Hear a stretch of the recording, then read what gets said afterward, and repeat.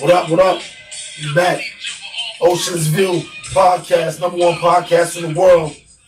I'm sitting here with Azie, the real one. I'm going to say it every section because you need to know that this is authentic and we're sitting with the real legend right here. So, hey, we was talking last about your definition of snitching and everything else.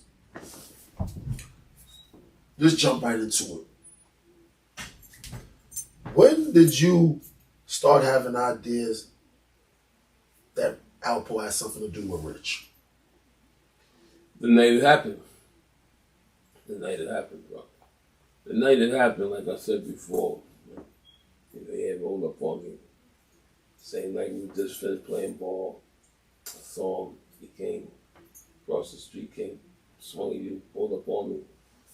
And I got out the truck with his man from Baltimore. And I didn't know who the dude was, but to my knowledge, I think his name is Big Head Gary now. The streets know that. He's from D.C. Yeah, so I didn't know him. Okay.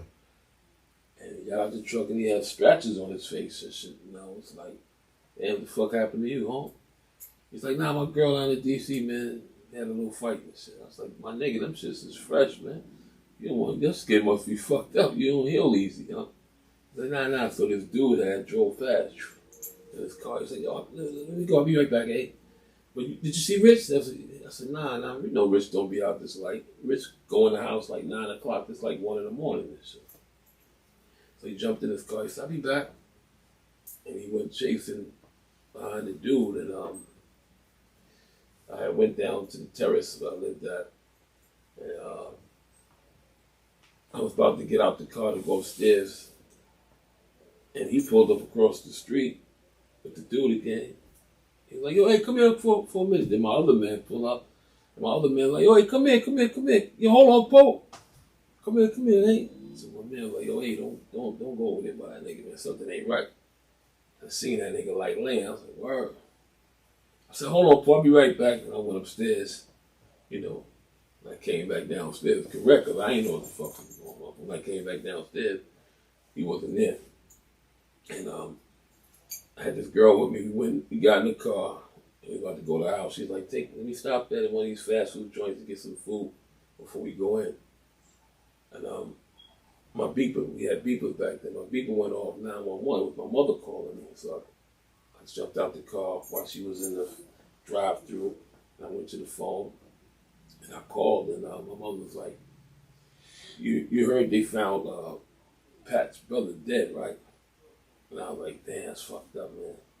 But we kind of, I'm thinking like this was Donnell, because Donnell was kidnapped at the time. Mm-hmm. But it's been like a month he's been kidnapped, lost, nobody could find him. And that's when I said, damn, that's fucked up. I kind of already thought he was dead and shit. So when I said, I'm going to call Pat right now, I called her. She crying and shit. I was like, damn, that's fucked up, man. I'm gonna come over there. I'll be right there. She was like, nah, you know what they found? They found Richard. I was like, oh, shit. I feel like the phone dropped out my hand, and spiritually, it's like I seen this nigga in a blink of a second with his face all scratched up, looking crazy. And my mind's like, nah. Like, trying to shake that shit off, like, nah. You know what I mean? So I got back in the car with the girl. I said, yo, let's go to your crib. I ain't want to speak to nobody. Went to the house, I was like, let's hear some crazy shit. Leave me alone. Let me just go in this room and relax for a minute. I went in the room and I fell asleep and I woke up. And like the next day, in the morning, like 9 o'clock, I went to the block and the whole block was crowded. I said, oh, this shit is real, man. Everybody out there crying and shit. I was like, wow, that's fucked up. It seemed like as soon as I pulled up, Alpo pulled up. Like, get out. Yo, what happened? Hey, what happened? I heard, man. And I looked at him like, then he looked at me and he got back in his car and he left, man. That's when I knew, like, this nigga did that. That's the day I knew in my spirit that Alpo did it. So you know what my next question is. Why didn't you react to Alpo? Meaning, like, why we didn't retaliate? Yes.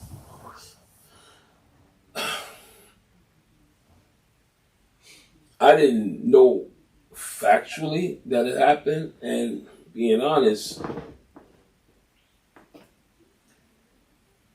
it was nasty, bro. It was a time the Feds was involved. Donnell kidnapped. The Feds is at Rich Mom's house, got the phone tapped every day. Mm-hmm. It was nasty, bro. I'm out the game, like, they still involved. Okay. But, you know, Poe made me know that this is how I know how A thinks. He maybe wouldn't have never planned on doing anything to me, but I think that night he was definitely planning on doing something to me, personally speaking, because I seen the scratches maybe, and one thing could have led to the next thought. This nigga A might try to retaliate or do something, but I'm like, wow, I'm not sure that he did this. But I definitely asked Pat to ask whoever, the people that's doing the autopsy, to look under Rich's fingernails and see if there's any skin. And I guarantee you, if they find skin on his nails, that man did that shit. You feel me? But they never took it no further than that. But I had no, I don't even know how to put it, man. That thought didn't even come to my mind or retaliating or doing anything like that. But 2 weeks or 3 weeks after that happened, I'm downtown at a restaurant with the Spanish girl, like down in the Mulberry Street, the Italian area. I don't know how the fuck he knew I was in there. He came in there with a girl, the same spot. And he was like, hey, me holler at you. We went outside. He was like, yo, why everybody think I did that to Rich, man? You know, he said, why do Pat and her mother think I did that to Rich? I said, they're not the only one to think that. The whole hood think you did that, bro. You ain't come to the funeral, you know what I mean? He was like, yo, you think if I give, you know, Pat and her mom $50,000, they'd stop saying that shit? My exact words, I said, do what you think is best, bro. And I went back inside the restaurant. So when he said that to me, that confirmed it, like, this nigga did that. You know, then I think he started rocking out of town after that. He wasn't playing Harlem that much after that. He was like staying in D.C. And that was that until he got caught, bro. So he clearly lied to your face. Yes, sir. So then the weird shit about that, around the mix of that time, I had did the song What's Going On, Black. And I was riding on 105th in that First Avenue. He was like, yo, pull over, eh? Pull over. And I had just left like the studio doing that shit. I was like, yo, listen to this joint, man. And he listening to it. And I'll see him like, you know how you can see a nigga going through it like, wow. Because you hear the shit I'm talking about. You should have been Larry Curly or Mo. Mm-hmm. And I saw it like in him like, I should kill this nigga right now, man. Because this song was, you felt uncomfortable. It's saying you did it if you really listen to the song. Mm-hmm. But I was like, wow, I was bugging for laying that shit for that nigga, right? You know what I mean? But, you know, that's how God works, bro, in mysterious ways, man. But, yeah. Are you afraid of Alpo? Am I afraid of him? Or are you afraid of him? Nah, man. Nah, but after that, I couldn't trust. After what happened to me, personally speaking, I ain't trust nobody after that. Nobody. You understand? Nobody. Because that was nasty. You know what I mean? So it made my shit automatically think the nigga closest to you is going to get you. You feel me? Mm-hmm. But we knew who our enemy was. If you think about our story, if you look into our story, nobody from the outside did nothing to nobody, bro. All that shit was an inside job, bro. Mm-hmm. My sister's boyfriend, Alpo kills Rich, the uncle kidnapped the little boy. All inside job, bro. So the situation with Darnell, we know Preacher was involved to a degree and everything. How much now, Preacher, not himself, but his crew is on record saying he was the one saying he wanted once Rich got killed, he knew they wasn't getting no money. Let him go. But the uncle was like, well, he's already seen our face and things like of that nature, whatever. To my knowledge, hearing it, the uncle is the one that orchestrated that shit. Okay. Preacher was mad, but it was already happening, so he had to roll with it. And I think after they cut the finger off, and they sent the letter. I know after they cut the finger off, the feds came involved, and then a cat named Fritz gave Rich like 30 birds to get his brother back. The uncle right there, he's seeing all that shit. They maybe they already killed Donnell already because the police was involved. Mm-hmm. Now you see the 30 bricks. Like now he said he bring Rich a letter saying like, look, they still want the little boy. Mm-hmm. They still, he still want the money. Because now that the 30 bricks is on deck. Mm-hmm. So he wrote this letter, like but Rich gave the letter to the feds, and they said that for Rich to be at a phone at a certain time, they were going to call. So the feds, I think, dressed up. I think Pat, man, to my knowledge, dressed up like Rich to go to the phone. My wife called the phone because the uncle knew he was right there. What was going on? Mm-hmm. So that fell apart, and then Alpo kills Rich.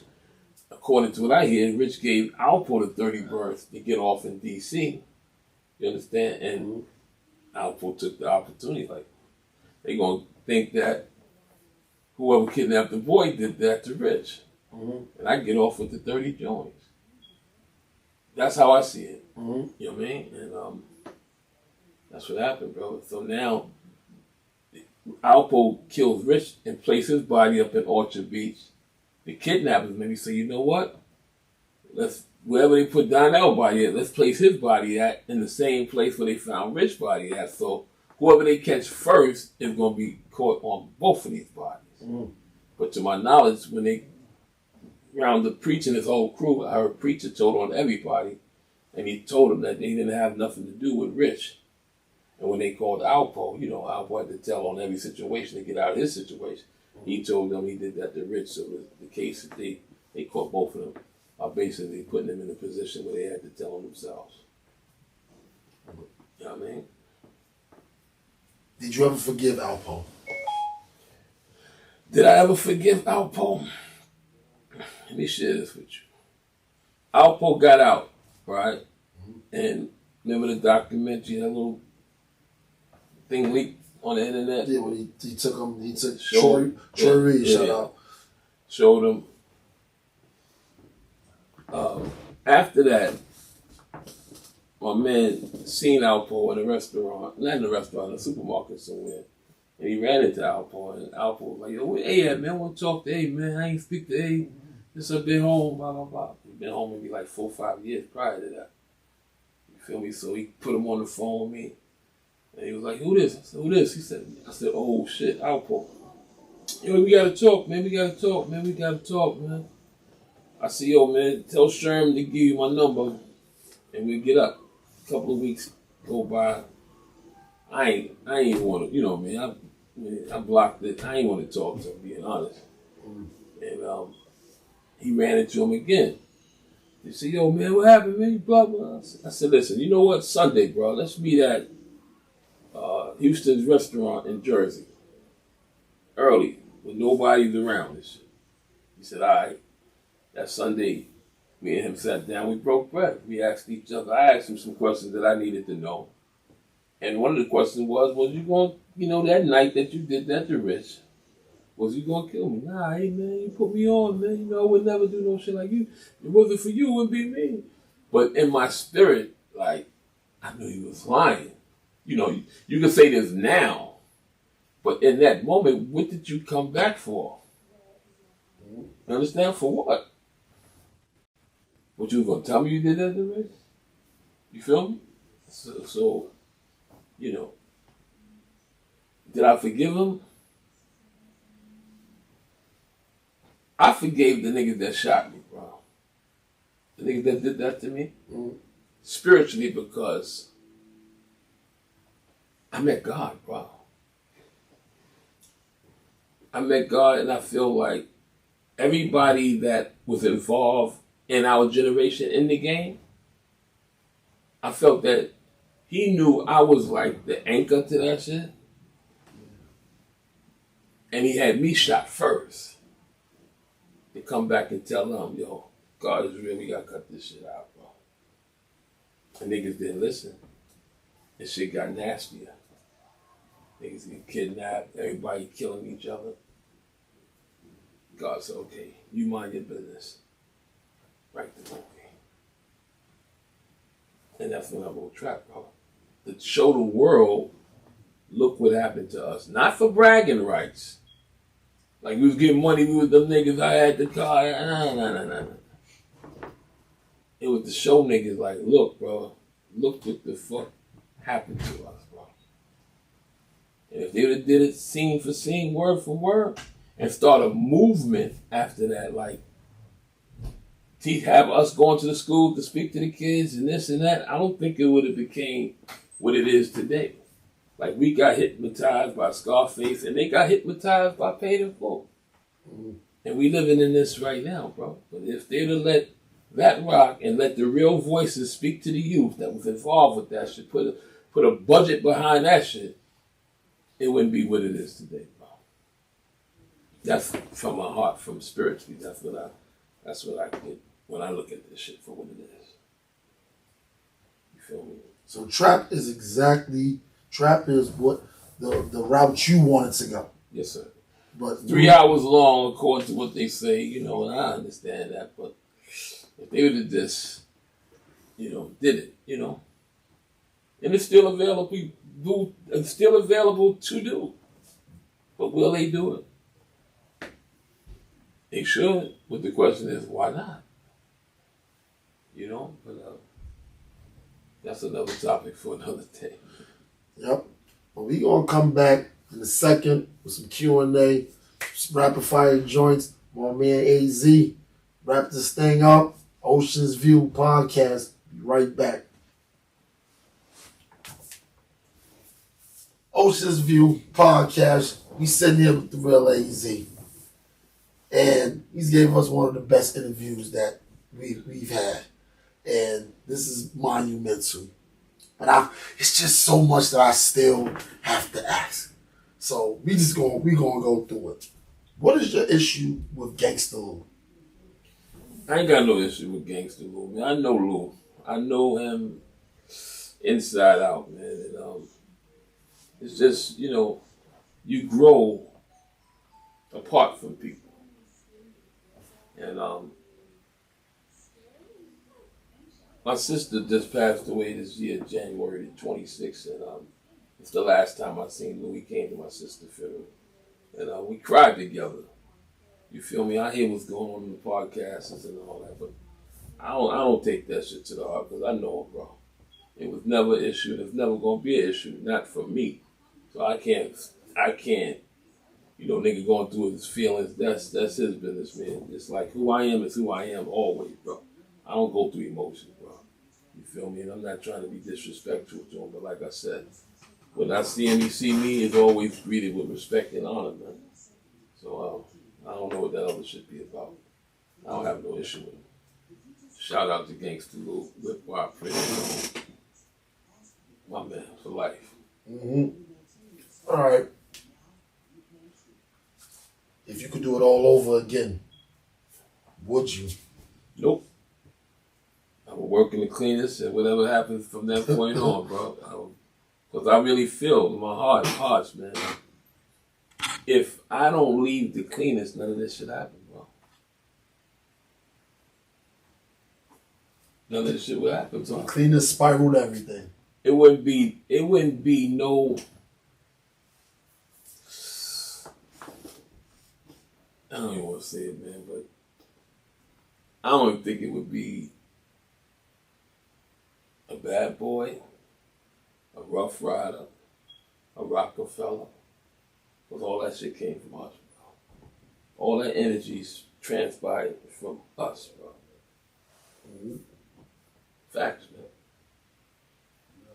So, I'm not knocking nobody hustle, and I respect everybody, bravo, because, when y'all Y'all took what we did and did it better, so niggas became billionaires. But dog, don't ever shit on where that shit come from, bro. You feel me? And that's it, bro. That's what I deeply believe. You hear it in their songs. Mm-hmm. They did movies about us. You know, out of respect and love, man. But don't ever like bark on something that created you. Like I respect all the old timers that came before us to make us who we were. Mm-hmm. I salute them, brother. If they, you learn from others' mistakes. Okay, that's what they did. We're gonna do this, and y'all learn from our mistakes. Mm-hmm. We're gonna do this. We ain't gonna do that. And, but don't ever not respect where it comes from, bro. Mm-hmm. And that's why I say I don't think if I ever left that cleanest, man, you know what I mean, none of this shit would happen. There wouldn't be no paid in full. There wouldn't be no trap. But it was written. If you go back to the 126, I think all this shit was written, bro. All of it, bro. So, was Juice loosely based on y'all lives? I'm not going to say it's based on our life, but if you look at it, it's similar. Tupac kills his man. Mm-hmm. Same situation. I'm sitting like, the dude that played his other man, he watching this shit like, wow, that's like me, like, oh shit. Then at the funeral, Tupac goes to the funeral after killing his man and say, sorry, Miss Porter. Why would they use that name if they wasn't trying to take our energy and creating their situation from a situation? Mm-hmm. And the movie is called Juice. Now we got the juice and we taking it into hip hop now. You understand it? Mm-hmm. And that's how I see that, bro. I think these dudes we gotta do. No. Me though. You playing ball? How you said you play ball and everything? Why you never got a team in Rucker? Or did you have a team in Rucker? I didn't have a team in Rucker, but I sponsored a lot of that shit with see, back then, what was his name again, man? The dude that I knew. Oh, what the fuck is his name, man? Man, I wanted to get this nigga a shout out, man. Man died, man. Yeah, but I forgot his name, man. But real dude, man. I used to give niggas money by the jerseys and the sneakers and shit. That wasn't my thing, like, you know what I mean? But niggas didn't know that financially nigga was backing that shit, cause I ain't wear that shit on my chest. Like, nigga, I was one of them type of dudes, man. The dude would come through, yo, dog, we need such and such and such. No problem, give him what he need. Things like that, bro. For sure. Okay. You said, you're a spiritual guy, and clearly we can see it, and everybody else is going to see it. You said Alpo dying on Halloween was an eerie coincidence. Yeah. Expound on that. I said it before. Something happened to me when I was 9 years old on Halloween, and that was very spiritual. And I really can't touch on it like that because I'm in contract with these folks. We're working on a piece right now called The Matrix of the Game, August 20th, 1987. And we're going to deal with all those type of issues from a spiritual perspective. So I really cannot talk about it, but I'm going to give you all this. Okay. That happened to me then when I was 9 on Halloween. Alpo dying on Halloween. And then after that, like a week finding out that Bumpy Johnson, his birthday was on Halloween. And Bumpy Johnson, to my knowledge, was the first black gangster. So something definitely dealing with Halloween is deep within the matrix of all this shit that, God has definitely got his hands on this story, bro. I mean, for real. Well, we definitely gonna put the push out there because we definitely want Trap. I don't care if it's 3 or 4 hours and everything. We definitely want that to get out, and I'm 100% confident that it's gonna happen. With you being who you are, and just there's gonna be real people. I might just do my thoughts is, since this NFT world is on fire, go in the studio and have actors hire some actors to instead of acting it out, read it out like you know what I mean? Mm-hmm. And then put it out as an audio. Audio book, nice. On NFT. Oh. And I think from that I could give to people that really got hurt from these families, from these stories, like the money, I give it to their, sons, kids and shit. Mm-hmm. And which I really wanted to do from Paid in Full, but the business didn't go right. But yeah, I'll use that as an opportunity to do that. Perfect. Shout out your peoples. Shout out your peoples again, man. Shout out to mom again. Yeah, it's my peoples, man. Had to snatch this from her to show y'all some love. She did a good job, and Big Steph, we gonna give you her email and stuff at the end of the show. Respect to y'all, man, for coming out. Definitely. Always, definitely. Camera team, peace. Shout out to Baltimore. Right. To the end of time, bro. Mob style, Paid in Full, game over. Y'all know what it is, man. Mm-hmm. All right. Heard it straight from the horse's mouth. This is Ocean's View podcast. Only view that matter is the real view. And we out. Mob style, H1B more. Peace.